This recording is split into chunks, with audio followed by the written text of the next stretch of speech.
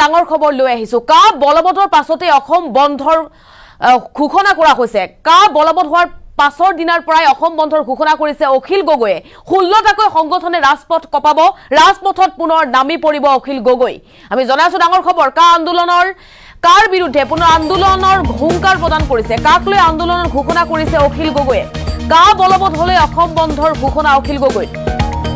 9 মাৰ্চত কলিয়াবৰ কপাব 16টাকৈ সংগঠনে আৰু কাৰ বিৰুদ্ধে ৰাজপথত পুনৰ নামি পৰিব সংগঠন কলিয়াবৰৰ পৰা আৰম্ভ হ'ব অখিল গগৈৰ কা বিৰোধী আন্দোলন কা বলবৎ হোৱাৰ দিনাই দিছপুৰ ঘেৰাও কৰাৰ হুংকাৰ প্ৰদান কৰিছে অখিল গগৈয়ে কাক সাম্প্ৰদায়িক আইন আখ্যা দিছে অখিল গগৈয়ে কাৰ বাবে অসমীয়া জাতি সংখ্যালঘুত পৰিণত হ'ব মন্তব্য কৰিছে অখিল গগৈয়ে মুখ্যমন্ত্ৰী আৰু ডিজিপিক সমালোচনা কৰিছে বিধায়ক অখিল গগৈয়ে কাক লৈ আন্দোলন ঘোষণা কৰিছে পুনৰ বিধায়ক অখিল গগৈয়ে আৰু পুনৰবাৰ যেটো কা বলবতৰ প্ৰসংগ উত্থাপন হৈছে কা বলবত হলে অসম বন্ধৰ ঘোষণা কৰিছে অনিৰ্দিষ্টকাললৈ অসম বন্ধৰ ঘোষণা কৰিছে অখিল গগৈয়ে এক হুংকাৰ প্ৰদান কৰিছে অসম বন্ধৰ কলিয়াবৰৰ পৰাই অখিল গগৈৰ কা বিৰোধী আন্দোলন পুনৰবাৰ আৰম্ভ কৰাৰ হুংকাৰ দিছে যেহেতু কা বলবত হবলৈ গৈ আছে আৰু কাক সাম্প্ৰদায়িক আইন আখ্যা দিছে অখিল গগৈয়ে কা বলবত হলে তিনিটাকৈ আন্দোলনৰ কাৰ্যসূচী অখিল গগৈয়ে লব বুলি মন্তব্য কৰিছে মোদীৰ অসম ভ্ৰমণৰ সময়তে কলিয়াবৰত প্ৰতিবাদ 9 মাৰ্চত কলিয়াবৰ কপাব 16টাকৈ সংগঠনে কলিয়াবৰৰ পৰা আৰম্ভ হ'ব অখিল গগৈৰ কা বিৰোধী আন্দোলন এই মুহূৰ্তত অখিল গগৈৰ মন্তব্য আছে পুনক মন্তব্য যেনেকৈ ত্ৰিপুৰী সকলোৱে জানে যে কা এখন অসমীয়া জাতিৰ কাৰণে অতি ভয়াবহ অসমীয়া জাতি ধ্বংসকাৰী ভাৰতৰ সংবিধান বিৰোধী আৰু এখন সাম্প্ৰদায়িক আইন সেই আইনখন যদি সঁচাকে বলবৎ হৈ যায় তেতিয়াহ'লে অসমীয়া জাতিৰ ভয়ানক ক্ষতিৰ সন্মুখীন হ'ব অসমীয়া জাতিৰ অস্তিত্বৰ সংকট আহিব অসমীয়া জাতিৰ ভাষাৰ প্ৰতি সংকট আহিব আৰু সঁচা কথা ক'বলৈ গ'লে অসমীয়া জাতিয়ে যেনেকৈ ত্ৰিপুৰীসকলে আজি ত্ৰিপুৰাত তেওঁলোক সংখ্যালঘুত পৰিণত হৈ গ'ল অসমীয়া জাতিও কাৰ কাৰণে অসমতে সংখ্যালঘুত পৰিণত হ'ব সেইকাৰণে ইয়াৰ বিৰুদ্ধে আমাৰ বিৰোধী ঐক্যমঞ্চই আমাৰ 16টা বিৰোধী দলৰ ঐক্যমঞ্চই এখন সভা কৰি 3টা আন্দোলনৰ কাৰ্যসূচী ঘোষণা কৰি থৈছে 1 নম্বৰ আন্দোলনৰ কাৰ্যসূচীটো হ'ল যে যিদিনাই কা বলবৎ হ'ব তাৰ পিছৰ দিনা আমাৰ বিৰোধী ঐক্যমঞ্চৰ সভাত হোৱা সিদ্ধান্ত অনুসৰি অসম বন্ধ ৰূপায়ণ কৰা হ'ব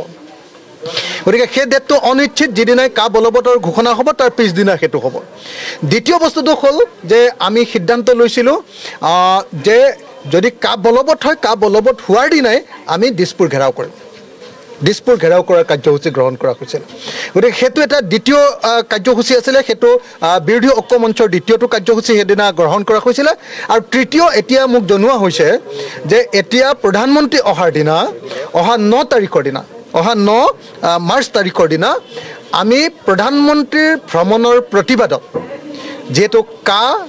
এই বিজেপি চৰকাৰে বলবৎ কৰিবলৈ লৈছে আৰু কা বলবৎ কৰাৰ আগে আগে প্ৰধানমন্ত্ৰীয়ে অসমত এটা ফেশ্বন শ্ব' কৰিবলৈ আহিছে প্ৰধানমন্ত্ৰীয়ে ইয়াতে সেলফি তুলি তেওঁ অসমৰ মানুহৰ মন জয় কৰি তাৰ পাছত অসমীয়া মানুহক টেঙা দিবলৈ আহিছে অসমীয়া মানুহৰ অসমীয়া জাতিৰ ব্যাপক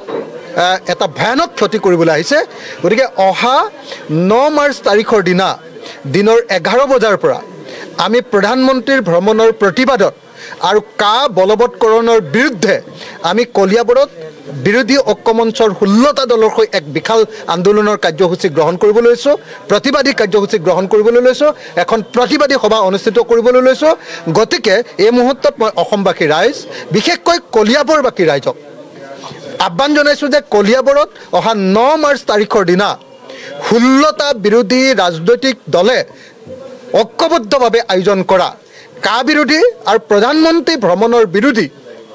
যে আমাৰ প্ৰতিবাদী সভা সেই প্ৰতিবাদী সভাত যাতে অংশগ্ৰহণ কৰে তাৰ কাৰণে মই অনুৰোধ জনাইছোঁ মই আকৌ কৈ দিলোঁ কলিয়াবৰ স্থানটো কলিয়াবৰত সাধাৰণতে যিটো ঠাইত প্ৰটেষ্ট কৰিবৰ কাৰণে প্ৰশাসনে অনুমতি দিয়ে কলিয়াবৰ মহকুমাত সদৰত য'ত কলিয়াবৰত য'ত প্ৰটেষ্ট কৰিবৰ কাৰণে চৰকাৰে আমাক জাগা দিয়ে সেই জাগাতে এখন প্ৰতিবাদী সভা হ'ব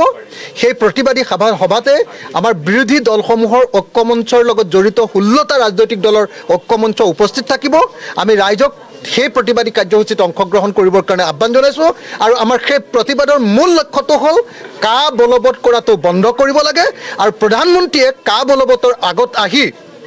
অসমীয়া মানুহৰ মন জয় কৰিবৰ কাৰণে অসমীয়া মানুহক বিভাজিত কৰিবৰ কাৰণে আৰু অসমীয়া মানুহৰ ওপৰত জাপি দিয়া যি এই অভিশাপমূলক যিখন তাৰ বিৰুদ্ধে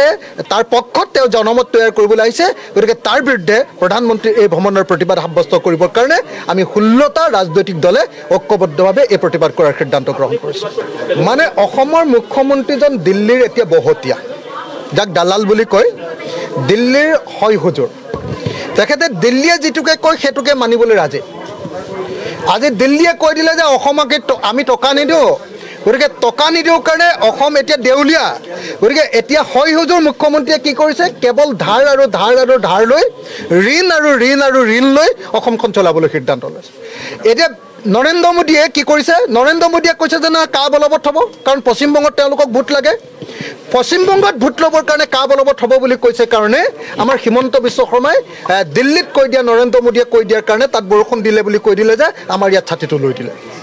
হিমন্ত বিশ্ব শৰ্মাৰ নিচিনা সুবিধাবাদী ৰাজনীতিকটো আৰু অসমত জন্ম হোৱা নাই কেতিয়াও তেওঁৰ নিচিনা সুবিধাবাদী অপৰচুনিষ্ট ৰাজনীতিক কেতিয়াবা জন্ম হৈছে নেকি যিফালে হাৱা বব হিমন্ত বিশ্ব শৰ্মা সেইফালে হয়নে নহয় এতিয়া দিল্লীয়ে কৈ দিছে যে নহয় কাখন ভাল গতিকে হিমন্ত বিশ্ব শৰ্মাৰ মতে কাখন ভাল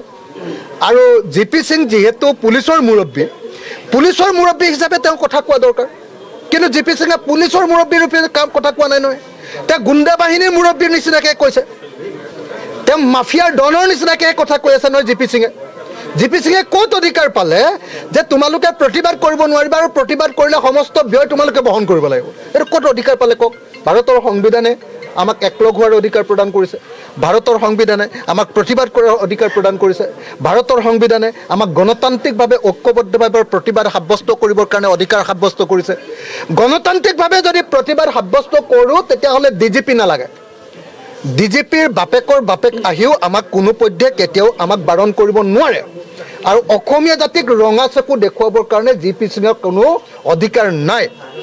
আমি কা নামানো তাৰ বিৰুদ্ধে অসমীয়া জাতিয়ে প্ৰতিবাদ কৰিম আৰু সেই প্ৰতিবাদৰ ভয় দেখুৱাবৰ কাৰণে ব্লেক কেট বা কামাণ্ডো বা অন্য কৰবাক এনেকৈ বাহাদুৰি দেখুৱালে নহ'ব আপোনালোকে